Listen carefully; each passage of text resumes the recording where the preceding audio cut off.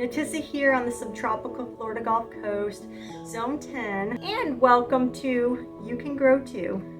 This video is update number 4 in our 2024 single seed challenges, my watermelons, the Seedless and Super Hybrid.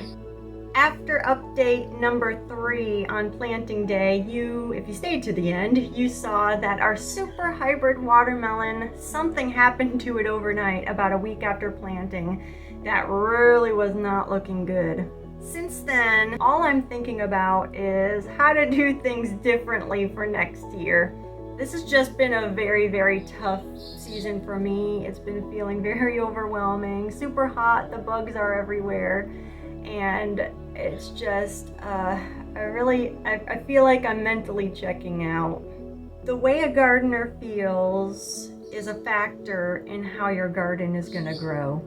And I feel like I'm really seeing that. And this is a topic that I want to get more into on the channel down the line, but we're focusing on our single seed challenges. But with how I'm feeling, that could be a factor in how things are going. Since we last saw the Super Hybrid, it's still really not doing that well. I mean, it did get better than when we last saw it, but it really just completely stalled out. It keeps trying to grow at the base. This is not a part of the single seed challenge, but I did plant another Super Hybrid watermelon. And this was just for me in hopes to get some watermelon this year. And this is also a part of a Three Sisters project that I've been working on. So much footage has been filmed, so much planning, and it's looking like a fail. And these single seed challenge watermelons were a part of this project. And another big reason why I planted this Super Hybrid was because the seedless watermelon was actually looking pretty good. And in fact, we had, around this time of the failing Super Hybrid, we had our first bloom on our seedless watermelon. And the thing is with the seedless watermelon is it is sterile, it is a triploid, and you need a seeded watermelon to help pollinate the triploid to help produce fruit. So when I saw that bloom, it gave me hope, but I also knew that, our Super Hybrid watermelon was not looking good. My hopes was that this new Super Hybrid that is not part of the single seed challenge would at least help our seedless watermelon. Also, I really want to continue my breeding of my Super Hybrid watermelon. Not only did the seedless watermelon produce its first bloom, but it really was looking very good. The leaves were lush, it was really branching out. In fact, it made it all the way to the back of the bed, and I thought, okay, I need to get some footage of this because this is part of what the challenge is all about. Went to go film it, and all the leaves have pretty much been eaten down by most likely those green caterpillars that I really struggle with here. And I don't really spray my plants with BT or anything. I just don't. Maybe, I mean, that is part of the problem, but I'm just trying to avoid doing that. So the seedless was looking really good, but now just really struggling because a lot of those leaves are gone. You can see that it looks like the watermelon is trying to produce new growths along the main vine and down at the base of the plant as well. It's really, it really does have other branches that it's trying to do. But man, it was looking so good. And then just to go out and to show you how good it was looking, man, it took a downturn. During the filming of that seedless watermelon, I did show our Super Hybrid.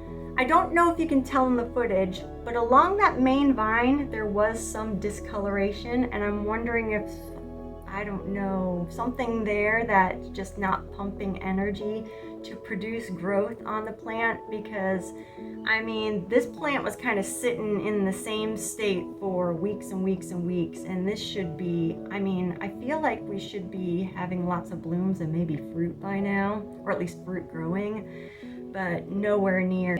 So I made the decision to cut that off, because sometimes with plants, if it's carrying on dead weight, so to speak, it's just pouring energy, trying to keep a part of it alive that's just probably not going to flourish. And it really was trying to grow at the base. It was really branching out and looking pretty good. But yeah, a lot of those green caterpillars did do some damage. But yeah, I mean, that's where we're at. Let's go take a look at what our watermelons look like today. All right, let's take a look at our super hybrid watermelon. It's not looking good at all. When you think about it, this was planted in January and we are now pretty much in the middle of May, and this is how far we've got. So no, we should be way farther than this. I still have that blue feathered lettuce that I've been saying, oh, I probably should take down, but I have been harvesting it and cutting it back. I don't know. I have been picking off some of the green worms that have been on there. I don't think there's any right now, but I don't know. It keeps wanting to try. Checking out our seedless watermelon. My husband's been working on putting irrigation into our garden beds, so a lot of, the plants had gotten kind of moved around a little bit, which is fine because this is priority number 1 right now. But here is our seedless watermelon. You can see at the base, I don't know if you can tell, but it really is trying. It's trying to branch out in many different directions, and it has. It has swooped around and has made it all the way to the end of the bed. There it is right there. But this was very lush, very beautiful, and as you can still see, just about every leaf has really got nipped down pretty good. It has been trying to branch out like I mentioned before, but it's just not looking good. I don't know if this footage can really show that, but not good at all. It's even branching out on this part of the bed toward me, but not good. But it just keeps trying. So we're going to let it. And not a part of the single seed challenge, but we do have the other super hybrid that I did put in just to get some watermelon, just to have something to pollinate the seedless one in case it worked out. I will say, looking much better than the other ones. At this point, I just want some watermelon. If you were to ask me back in 2020, 2021, and 2022, what are some of the easiest crops to grow here in the subtropics of Florida in the spring and summer? No doubt, watermelon would have been on that list. But man, last year and this year is a very sad no. I am struggling very hard with watermelon. And it's so sad too because I'm beginning to see how much watermelon is kind of like my lifeline to having a summer garden. I was very looking forward to it. So for this 2024 single seed challenge for my seedless and super hybrid watermelon, this might be the end. But no matter, good or bad, or maybe some crazy twist to this story, thank you for watching, and no matter what, I'll be seeing you in the next one. It is May 15th. And it is time to say goodbye to the super hybrid watermelon. Not only is it so behind in its growth, but the stem is completely hollow and rotted. So it had a very good run.